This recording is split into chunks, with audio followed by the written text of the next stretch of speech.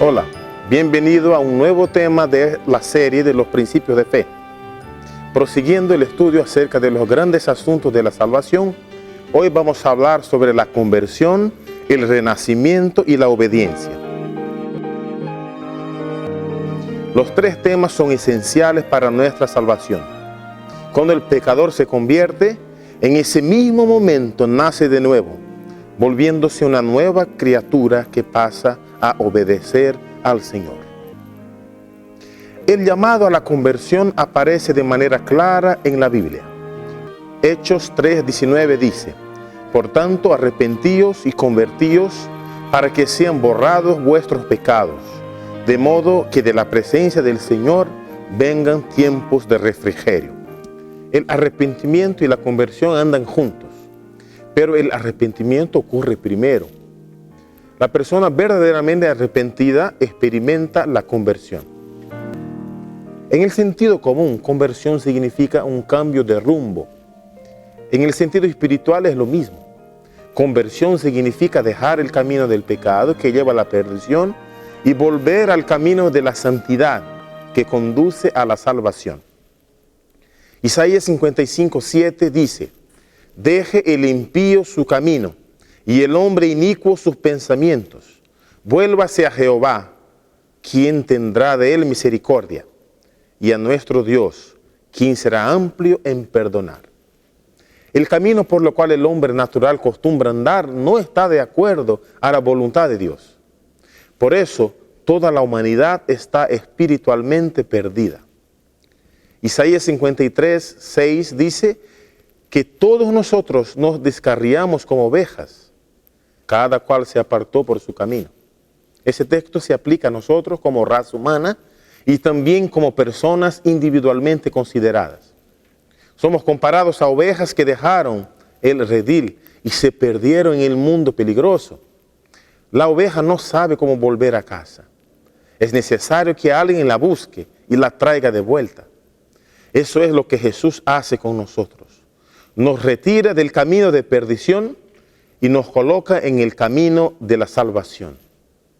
Nadie puede convertirse a sí mismo y nadie puede convertir a otra persona. La conversión es una obra enteramente de Dios. Cuando el pecador se arrepiente, confiesa su pecado y es perdonado, cambios ocurren en su vida, porque ahora es una persona convertida. El primer cambio que la conversión provoca es en la relación entre el pecado y Dios. El clásico ejemplo de esto es el hijo pródigo. Él había salido de casa y andado en el camino del pecado. Pero en poco tiempo él perdió todo. Perdió su patrimonio y su dignidad. Pero la Biblia dice que finalmente el hijo pródigo volvió en sí. Y en aquel momento algo aconteció. Él cambió la actitud en relación a su padre.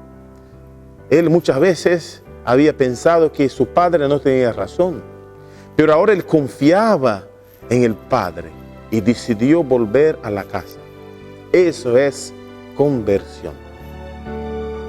En paralelo a la conversión ocurre el renacimiento. En realidad, la conversión y el renacimiento son fenómenos semejantes que alcanzan las mismas consecuencias. En cierta ocasión, Nicodemo, un maestro de la ley, visitó a Jesús. Él quería establecer un diálogo intelectual con nuestro Señor, pero en el comienzo de la charla, Jesús le dijo: de cierto te digo, que a menos que uno nazca de nuevo, no puede ver el reino de Dios. En otras palabras, Jesús estaba diciendo que la mayor necesidad de Nicodemo no era conocimiento teórico, pero regeneración espiritual. Él necesitaba un nuevo corazón, nuevos deseos y nuevos propósitos y motivos. Nicodemo necesitaba ser una nueva criatura. El renacimiento es una condición para que veamos el reino de Dios. El hombre natural, también llamado de hombre carnal, no conoce las cosas espirituales. Solamente el hombre espiritual comprende las cosas de Dios. Efesios 4, de 22 a 24 dice: con respecto a vuestra antigua manera de vivir, despojaos del viejo hombre que está viciado por los deseos engañosos, pero renovaos en el espíritu de vuestra mente y vestíos del nuevo hombre que ha sido creado a semejanza de Dios en justicia y santidad de verdad. El viejo hombre o hombre carnal es naturalmente enemigo de Dios. Sus propósitos son distintos de los propósitos de Dios. Su vida no es concebida para servir al Señor. A la vista del cielo, mismo que sea una persona moralmente correcta o socialmente respetada, ese hombre está espiritualmente muerto. El libro de Efesios, en el capítulo 2, describe la situación espiritual de todos los hombres anteriormente al renacimiento. En cuanto a vosotros, estabais muertos en vuestros delitos y pecados, en los cuales anduvisteis en otro tiempo, conforme a la corriente de este mundo, y al príncipe de la potestad del aire, el espíritu que ahora actúa en los hijos de desobediencia. El hombre carnal es comparado a un muerto. Pero el texto bíblico prosigue, trayendo ahora un cuadro diferente. Pero Dios, quien es rico en misericordia, a causa de su gran amor con que nos amó, aun estando nosotros muertos en delitos, nos dio vida juntamente con Cristo. Por gracia sois salvos. Es Dios que nos da vida a través del Espíritu Santo.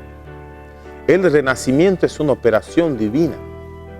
Santiago 1:18 dice, por su propia voluntad, Él nos hizo nacer por la palabra de verdad, para que fuéramos como primicias de sus criaturas. 1 Pedro 1:23 dice, pues habéis nacido de nuevo, no de simiente corruptible, sino de incorruptible, por medio de la palabra de Dios que vive y permanece. Aquí el renacimiento es comparado a la germinación de una buena semilla que es sembrada a través de la palabra de Dios. Así como en el mundo físico Dios habló y todo se ha hecho, la creación espiritual del nuevo hombre también es operada por la palabra divina. Pero ¿cómo ocurre la germinación de la buena semilla? ¿Cómo se da el proceso del nuevo nacimiento? El nuevo nacimiento es el resultado de haber recibido a Cristo como la palabra de Dios. Cuando las verdades divinas son impresas sobre el corazón por el Espíritu Santo, se despiertan nuevos sentimientos y las energías hasta entonces latentes son despertadas para cooperar con Dios. Nacer de nuevo es el resultado de recibir a Cristo como verbo de Dios, como alguien que opera una acción. Cuando recibimos a Jesús de esa forma, las cosas espirituales pasan a ser comprendidas y una transformación ocurre. El hombre espiritual que resulta del renacimiento es de naturaleza distinta del hombre carnal. Por eso, él es considerado una nueva criatura. De modo que si alguno está en Cristo, nueva criatura es. Las cosas viejas pasaron. He aquí, todas son hechas nuevas. El renacimiento no es algo teórico. Al contrario, él resulta en cambios prácticos en la vida del hombre renacido. Los que llegan a ser nuevas criaturas en Cristo Jesús producen los frutos de su espíritu: amor, gozo, paz, longanimidad, benignidad, bondad, fidelidad, mansedumbre, templanza. Ya no se conforman con las concupiscencias anteriores, sino que por la fe siguen las pisadas del Hijo de Dios, reflejan su carácter y se purifican a sí mismos como Él es puro. Aman ahora las cosas que en un tiempo aborrecían y aborrecen las cosas que en otro tiempo amaban. El que era orgulloso y dominador es ahora manso y humilde de corazón. El que antes era vano y altanero es ahora serio y discreto. El que antes era borracho es ahora sobrio. Y el que era libertino, puro. ¡Qué maravilloso cambio! No existe otro poder, aparte del Espíritu Santo, que pueda operar una transformación tan grande. El cambio es notable. las otras personas perciben que una modificación ocurrió. No una modificación superficial, pero profunda, que involucra una alteración radical de prioridades, propósitos y prácticas. 1 Juan 3:9 dice: todo aquel que ha nacido de Dios no practica el pecado, porque la simiente de Dios permanece en él y no puede seguir pecando porque ha nacido de Dios. El cambio más radical que resulta del renacimiento es relacionado al pecado. El viejo hombre ama el pecado, en cuanto que la nueva criatura lo odia. Pero acá hay un punto importante a aclarar. El renacimiento no constituye una garantía de que el hombre nunca más pecará. ¿Por qué? Porque el nacimiento del hombre espiritual no resulta en la destrucción inmediata del hombre carnal. Mismo después del renacimiento, el viejo hombre continúa a existir, conviviendo con el nuevo hombre en la persona renacida. En el capítulo 7 de Romanos, el apóstol Pablo revela la lucha permanente que ocurre entre los dos hombres. El viejo hombre busca las cosas de la carne y la nueva criatura busca las cosas espirituales. Es una guerra diaria y permanente. ¿Quién gana? Depende de cuál poder domina nuestro ser. Cuando nos alejamos de Jesús y el hombre viejo resurge, ahí pecamos. Pero hay provisión para ese caso. 1 Juan 2:1 dice: hijitos míos, estas cosas os escribo para que no pequéis. Y si alguno peca, abogado tenemos delante del Padre, a Jesucristo el justo. Cuando el creyente peca, pero se arrepiente, Jesucristo lo defiende delante del Padre. Pero como dice el texto bíblico, la voluntad de Dios es que no pequemos. Además, ya leemos en 1 Juan 3:9 que el que ha nacido de nuevo no practica el pecado. Entonces lo que tenemos que hacer es no permitir que el viejo hombre nos domine. Pero eso solo es posible si estamos conectados permanentemente con Jesús. El hombre que está conectado con Jesús tiene una vida de obediencia. En el plan de la salvación, la obediencia es fundamental.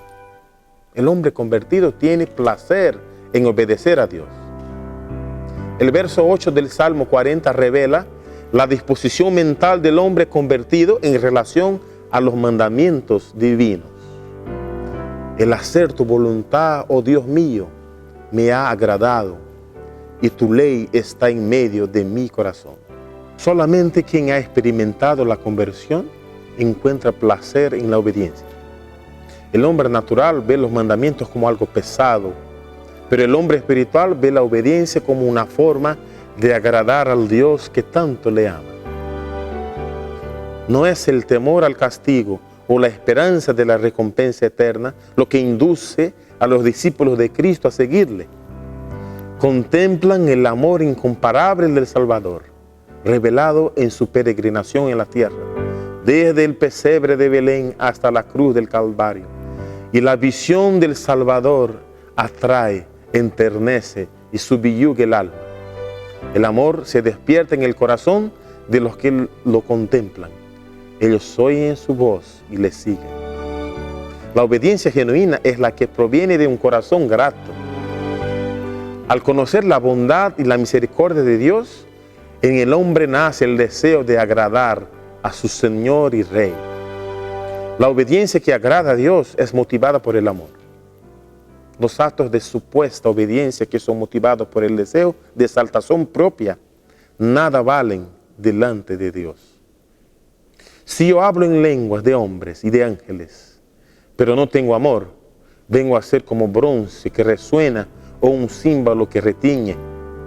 Si tengo profecía y entiendo todos los misterios y todo conocimiento, y si tengo la fe de tal manera que traslade los montes, pero no tengo amor, nada soy. Si reparto todos mis bienes y si entrego mi cuerpo para ser quemado, pero no tengo amor, de nada me sirve. por nuestras propias fuerzas, nunca conseguiríamos obedecer a Dios. La obediencia es producida en nosotros a través de la acción del Espíritu Santo. Un texto interesante confirma esa verdad. El poder vivificador del Espíritu Santo que procede del Salvador llena el alma, renueva los motivos y afectos, somete hasta los pensamientos para que obedezcan a la voluntad de Dios. Tanto la motivación cuanto el poder para realizar buenas obras provienen del Espíritu Santo.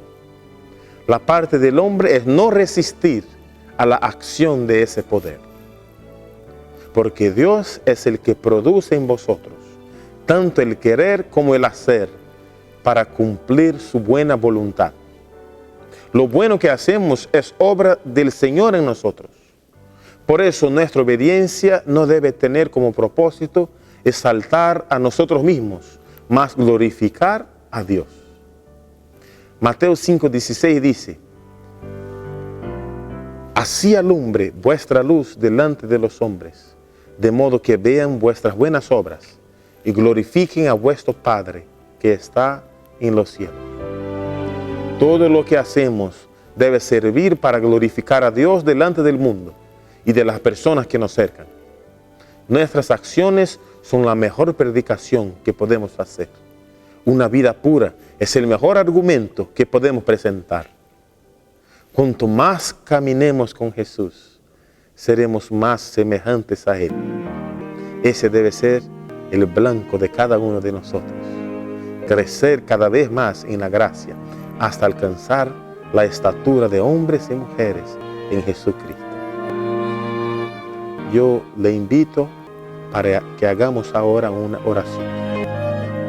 Querido Padre que estás en el cielo, te agradecemos por tu provisión en el plan de la salvación. Te agradecemos porque tú pusiste a nuestra disposición esas cosas tan maravillosas con las cuales podemos nuevamente, pedimos Señor que tú conviertas nuestro corazón y que tú nos des el renacimiento y el deseo y el poder para obedecerte. Es lo que te pedimos en el nombre de Jesús. Amén.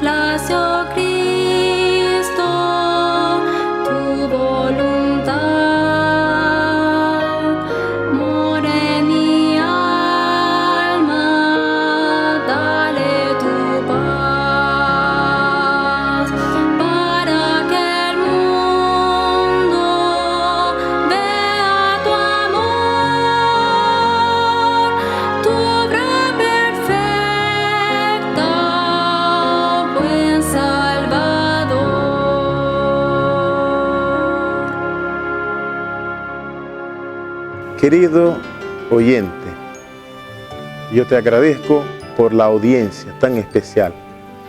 Espero que las palabras que han sido dichas en esas 4 palestras puedan fructificar en tu vida. Eso es mi deseo y mi oración. Que Dios te bendiga.